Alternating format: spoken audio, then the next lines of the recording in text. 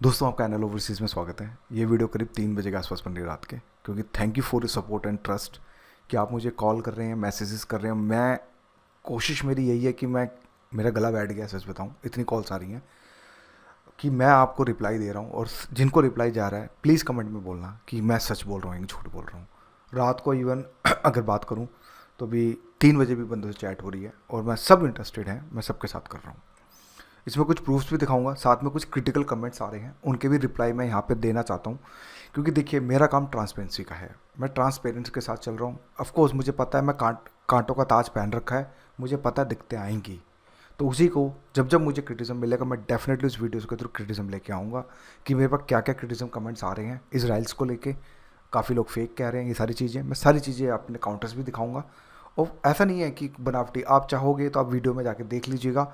मेरी तरफ से जो भी है, इसराइल की वैकेंसीज चल रही हैं, जिनको भी आना है मोस्ट वेलकम आइए। मैं मेरी आप जो लोगों से हाथ जोड़ के विनती है, टाइम पास प्लीज़ मत करें। क्योंकि आप टाइम पास करते हैं, कुछ क्लाइंट्स टाइम पास करते हैं, तो जो लोग इंटरेस्टेड होते हैं, जो लोग सच में जाना चाहते हैं, फिर हम उनको टाइम कम दे पाते हैं। तो मेरी आपसे हाथ जोड़ के विनती है कि प्लीज़ टू द पॉइंट बात करें। वीडियो देख लिया, क्या लगेगा, कैसे लगेगा, आफ्टर वीज़ा पेमेंट है, there is no scam. We are not going to ask you, देखिए अभी भी मैसेज आ रहा है, we are not going to ask a single money till your visa. ये मैंने आपको बता दिया। पीसीसी होगा, मेडिकल होगा, लेकिन वो सारी चीज़ें ऑफर लेटर के बाद बताई जाएंगी। मेडिकल मैं बता देता हूँ, जहाँ आप रहते हैं वहीं से करा लीजिएगा। हम आपको चेकलिस्ट देंगे, जिसमें आपको, अगर हम बात करें तो आपका लाइक चेस्ट का एक्सरे होगा, आपका ब्लड का होगा, ठीक है, सीबीसी होगा आपका, और हेपेटाइटिस बी होगा, ठीक है। तो ये कुछ लिस्ट हम आपको देंगे, एम्बेसी की लिस्ट निकाल के देंगे कि भाई ये ऑथराइज सेंटर्स हैं एम्बेसी के थ्रू, इजराइल एम्बेसी के थ्रू।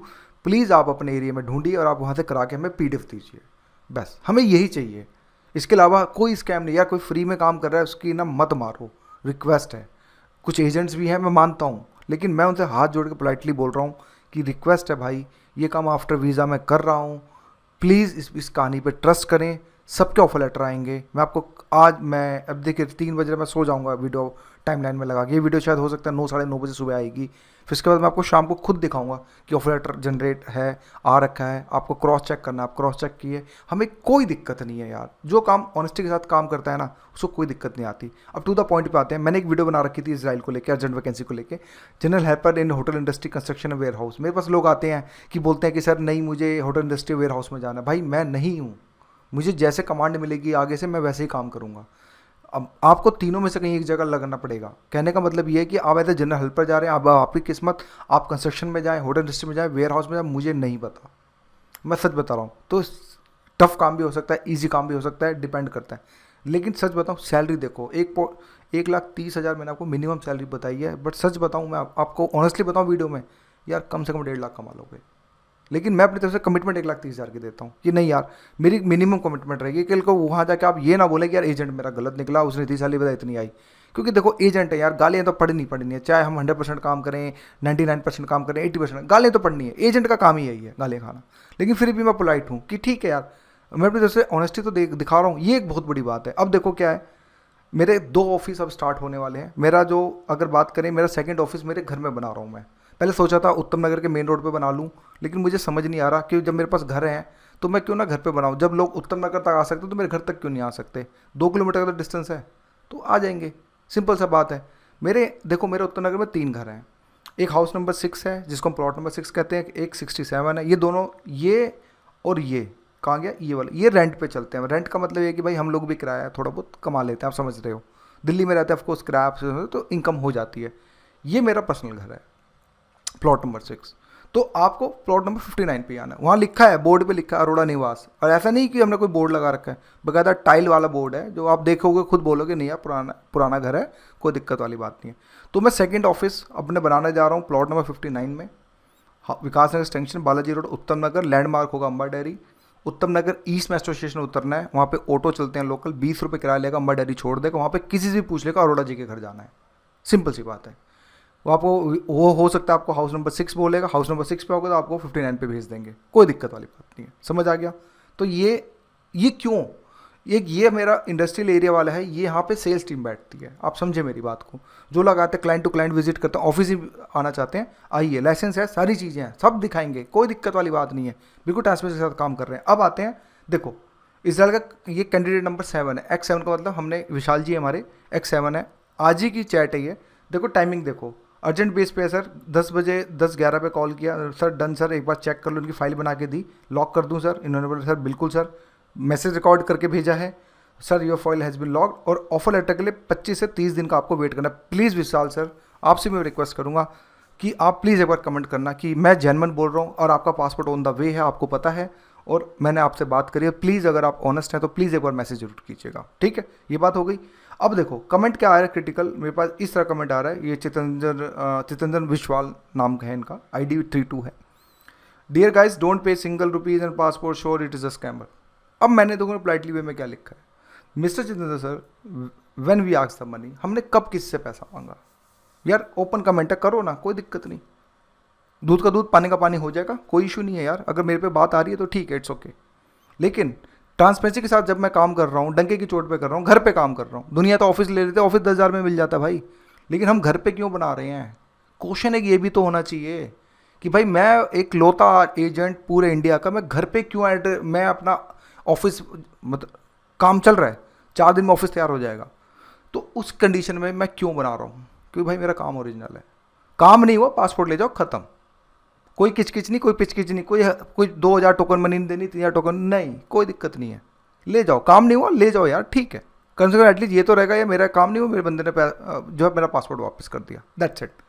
इनको क्या लिखा, when we ask the money sir, of course हमें भी तो छोटी चाहिए ना भाई, काम हम करेंगे, कैसे काम करेंगे भाई? PDF तो लाखों लाखों लोग भेजते हैं चैट पे, तो क्या हम सबका काम कर देंगे? छोटी क्या भाई, सिंपल सी बात है ना, मुझे भी तो छोटी चाहिए ना काम करने की। भाई ठीक है, पासपोर्ट हमारे पास रहेगा, हमें पता है इस बंदे का पासपोर्ट हमारे पास है, तो एटलीस्ट काम स्टार्ट करेंगे, जब भी तो होगा ना यार। थोड़ा लॉजिक सोचो ना अपने हिसाब से, वी आर डूइंग बिजनेस, हम चैरिटी नहीं कर रहे हैं यहाँ पे, मैं भी अपना धंधा बनाने आया हूँ भाई, मुझे भी कमाना है, सिंपल सी बात, हमारी भी फैमिली है, तो उस कंडीशन में भाई मुझे भी तो शॉर्टी चाहिए ना। जब शॉर्टी नहीं होगी तो मैं कैसे काम करूँगा?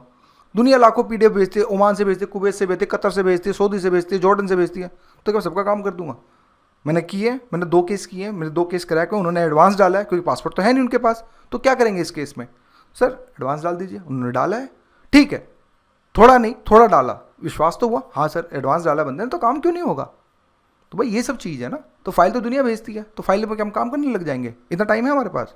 तो भाई जो शॉर्टी देगा, हमें भी तो विश्वास चाहिए ना भाई, पेमेंट आफ्टर वीज़ा पे काम कर रहे हैं, तो एक ये, ठीक है, मैंने बोला please stop spending rumour, it's a humble request, polite way में।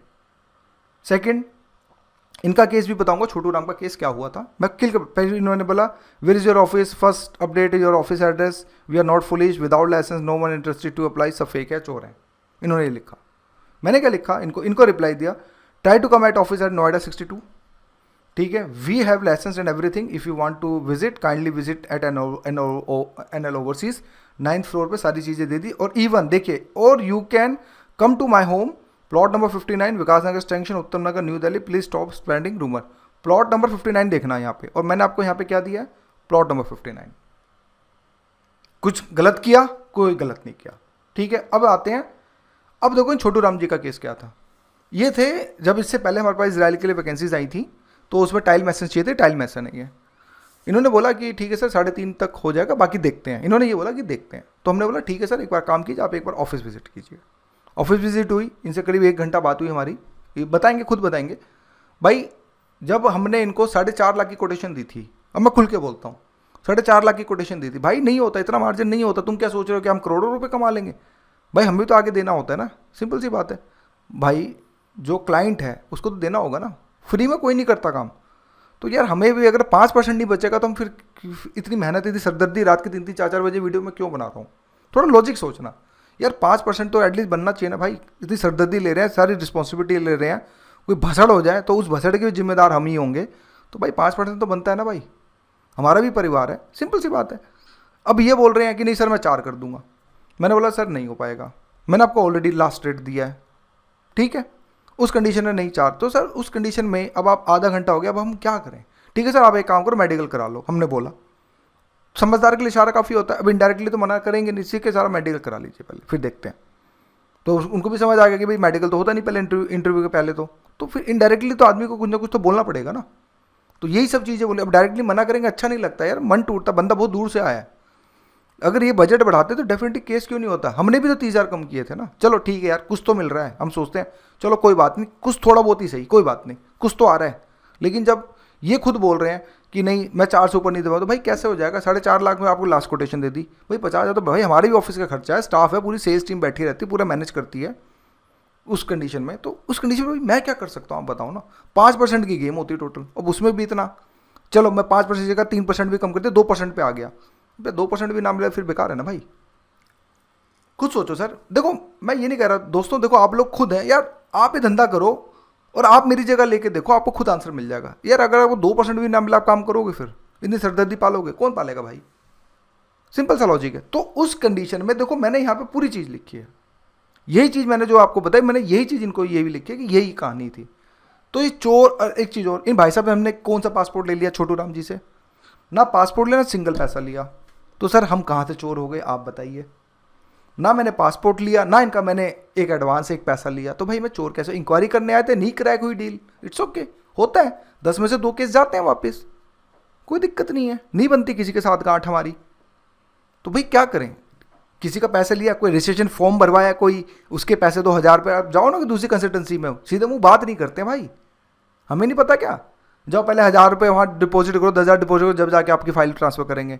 और जो आप लोग इतनी बड़ी बड़ी कंसल्टेंसियों के नाम लेते हो ना, इसराइल के बारे में समझ जाओ, दिल्ली की कंसल्टेंसी है, बहुत पुरानी कंसल्टेंसी है, जाओ तो उसे घुमा के रख देंगे 30,000 रुपये लेके, एक साल तक घूमते रह जाओगे।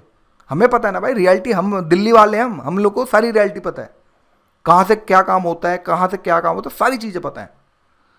तो भाई ऑनेस्टी पे एक बंदा चल रहा है, मैं हाथ जोड़ के आप लोगों से विनती करूंगा, मैं ऑनेस्ट हूँ, ऑनेस्टी पे रहूंगा, काम नहीं हुआ पासपोर्ट ले जाओ बस, इसके अलावा और कोई ऑप्शन नहीं है। और माता रानी की दुआ से अभी तक किसी का पासपोर्ट वापस नहीं किया। एक आधे केस में भसड़ हुई थी, लेकिन उसको भी कहीं ना कहीं हमने सेट कर दिया, जिसमें भी एडवांस नहीं लिया था कि भाई, क्योंकि उस बंदे की गलती थी, क्योंकि उसने फेक डॉक्यूमेंट लगाए थे, तो हमारी गलती नहीं थी भाई। हमारा काम जेन्युइन, हम कंट्री वही खोलते हैं जहाँ पे काम हो सके।